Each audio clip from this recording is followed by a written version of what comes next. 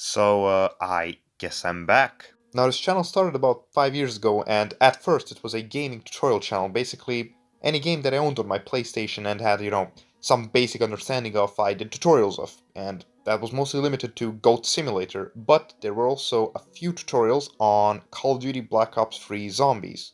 I remember that the first video was actually how to get Al's hat on Revelations, so not very deep tutorials. And after that was mostly how to get goats on Goat Simulator, so nothing too complicated that you really need a detailed guide for. But with 5 years of life experience down my belt and also a brand new moniker, Omnislash, I've decided to give zombie tutorials another try.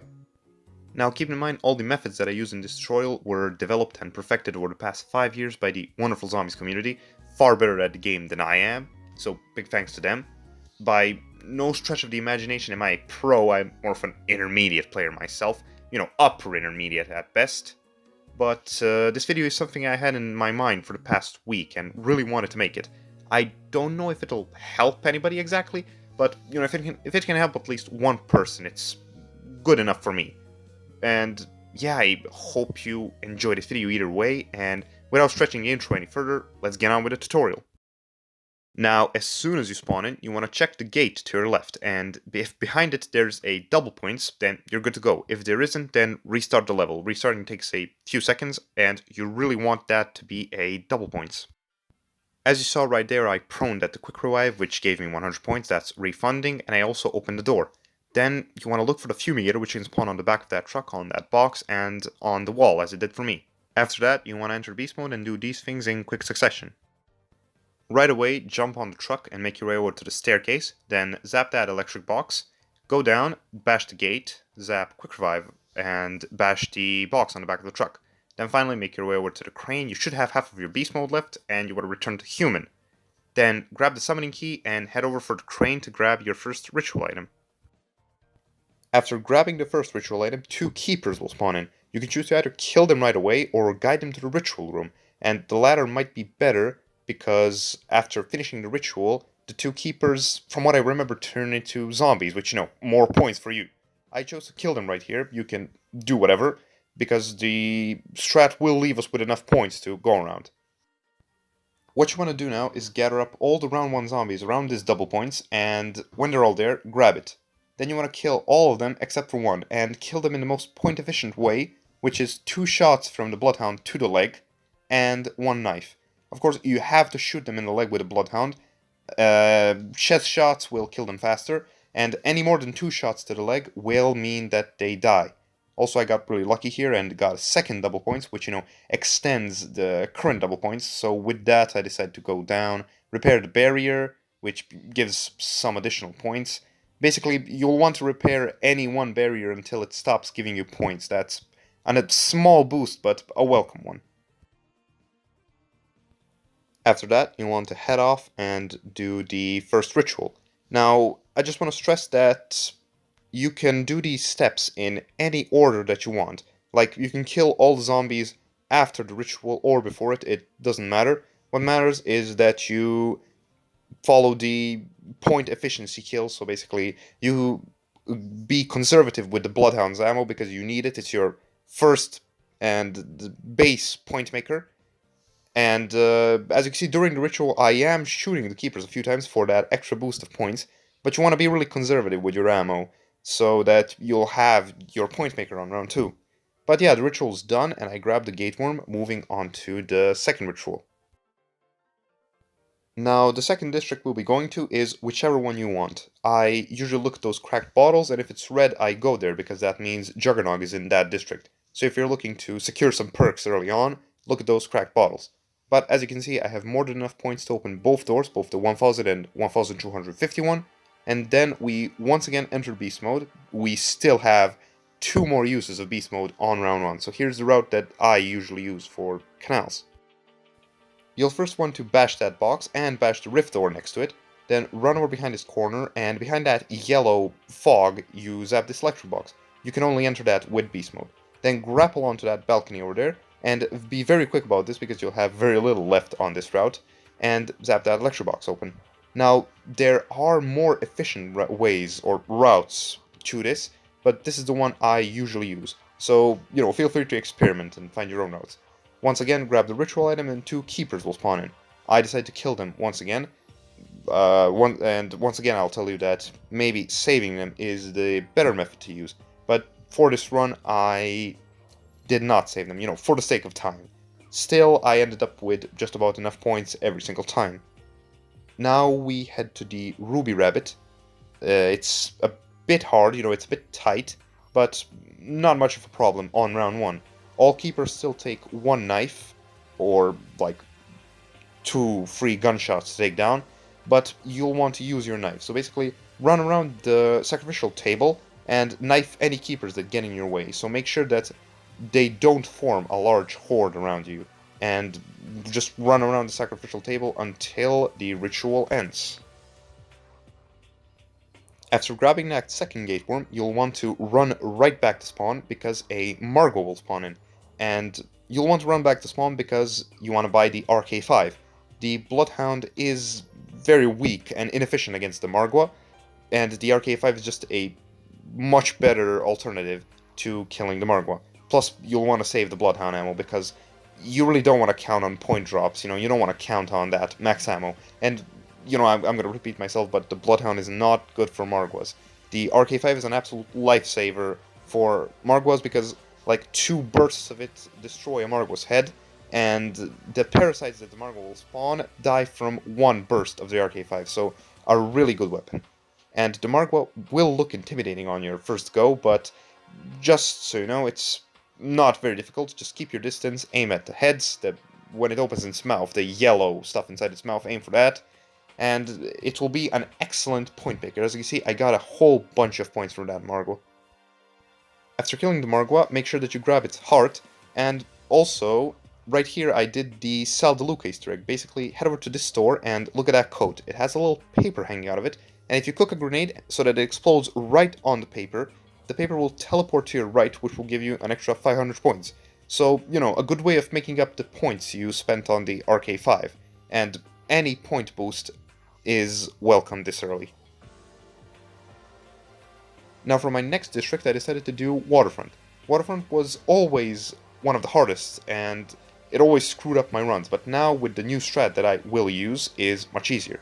For the Beast Mode route, I zap these stairs open, we will be heading there later. Then I grapple onto the scaffolding and push that box down, that's where the ritual item is. Then dive over there and rush to the boxing gym door so that we can bash it open because it is closed. After that, return to human, and as you'll see right now, the beast mode is sleeping. In this room right up here, you can do 2 things. You can refund the perk that spawns in, and you can also grab one of the shield parts. For now, I just refunded the perk for that 100 point boost, and I headed right over to the gym. Also, I'd like to mention that on certain days, the Gobblegum machine will be free once per round, and this is really useful because Gobblegum are amazing. Right here I got Always Done Swiftly, which is a pretty good one, but I would have preferred In Plain Sight. But, that's for another video. Right now we're heading over to the boxing gym.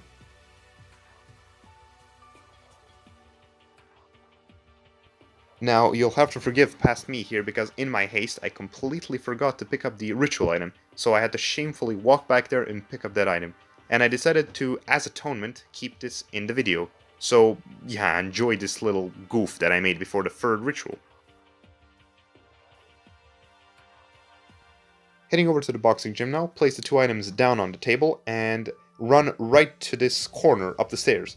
You'll want to camp here and shoot any keepers that come at you with the RK5, and if you are low on ammo, you can knife them. It works, because we're still on round 1, and 1 burst from the RK5, 1 knife, enough to kill them. For the boxing gym, camping is much easier because of its design, so it's much easier to camp than to train because the boxing gym is really tight. This is also when we encounter one of the RK5's drawbacks. As much of a lifesaver it is, it has very little ammo, and even on low rounds you will be seeping through this ammo. This really didn't matter because that last zombie I shot it twice with the Bloodhound and knifed it. Moving on to round 2. Now we are back onto point making, and there really isn't much to say about that, it's the same as round 1.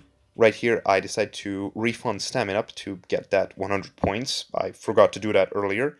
And as for the zombies, I did not have any ammo for the Bloodhound, so I had to rely on the knife. Now, if you still have some ammo for the Bloodhound, the zombies can now take 3 shots to the leg, and after that, 1 knife. This is the most efficient way to earn points on round 2. And if you are just with a knife like me, you can knife the zombies twice. If you get lucky and one of the zombies drops a double point, that is great. It's a definite 3000 points if you kill the zombies efficiently, which means you are set to go to the ritual area. But if the zombies drop something like a nuke, then do not pick that up, definitely avoid it. So now we move on to probably my favorite district, and definitely the biggest one, the Footlight District. First and foremost, the beast mode. I run over to this door right here, bash it, and then zap that electro box up there. Keep in mind that you can do these in any order that you want, but you will want to zap the stairs first, and once you're up the stairs, jump over the sledge, push the box down so that you can drop the ritual item down on the ground, run through this door, and grapple over to that building. Be very quick about this. You want to zap that electro box, and you can return to human. Now, beast mode is currently sleeping, but that does not matter since I do not need it anymore this round. So, quick tip, if you do not have enough points to open the second door, you can go to any other district and take the tram. Now, the tram costs 500 points to call in, and once you've called it in, you can travel over to the other side of that door for just 500 points. Right here, I did not need that. Since there were some zombies left, I refunded perks, and yeah, I made up the points that I needed. But if you do not have enough points, that has happened to me before, you can take the tram over to the Footlight District. So in the meantime, I got enough points to open up this door, and I also got In Plain Sight. We are ready for the final ritual, which will take place in the Burlesque. Now the Burlesque is definitely my favorite ritual room because of its sheer size, and also because of a bit of a cheese strat that I use to trick the keepers. As we did for all the previous ones, place the 2 ritual items down, and run around the room shooting all the keepers that get in your way. Now, if you get on the stage and then jump off it, the keepers will kind of float up the stage and then float down, which majorly slows them down and makes training a whole lot easier, and of course avoiding them much easier. So the ritual is, as all the previous ones were, pretty straightforward. Run around for a bit until the gate more appears, and once you grab it, the Margwa spawns in, so make sure that you're ready for that. Now, as I said, while the Margwa looks really menacing, I mean, I wouldn't want to see it in a dark alley, it is actually fairly simple to kill, and it nets you lots of points. So make sure that you take down that Margwa before continuing on with the next step.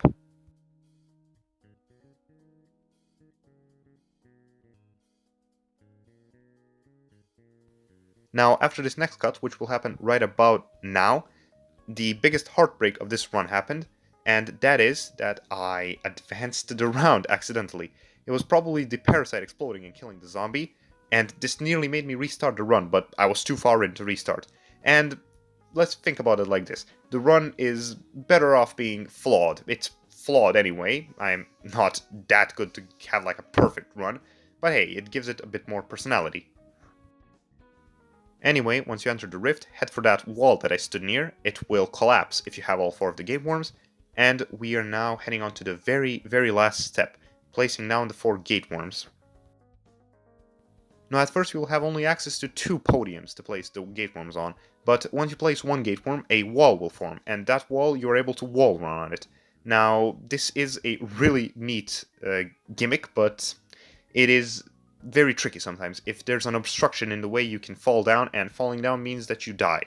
Once you place all 4 of the gate worms, you'll want to head to that sacrificial table that you saw at the entrance and hold square on it to begin the ritual. While the ritual might seem really menacing and really tough and dangerous, especially because of the epic music that's playing, it's fairly simple. You can just run around the sacrificial table, train the keepers around there. You don't even have to wall run like I did, but you know, I decided to do it because there was a lot of keepers, so that's why you should take down the keepers before it. But very straightforward, as you did with all the other rituals, run around until that white flash, the Shadow Man will spawn in, give you a little speech, and you'll have the Pack-a-Punch. From this point on, you just continue doing whatever. You can Pack-a-Punch your weapons, build the shield, start doing the sword. You can basically do anything right about now. The map is partially set up, and it's only round 2. I mean, round 3 for me, but let's ignore that. So yeah, another Margwa will spawn in, and after that you'll have a whole bunch of points, around 3000 for me. and you're ready to play Shadows of Evil.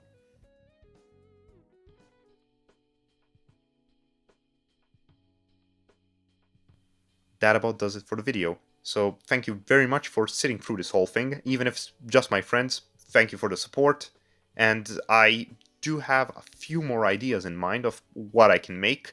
There's a whole bunch of ideas that I want to do, and even if this doesn't get a lot of views, I still want to do those ideas. I'm thinking of doing maybe a few ranking videos, inspired by a certain zombies YouTuber, of course. Thank you very much, Tim, for the idea.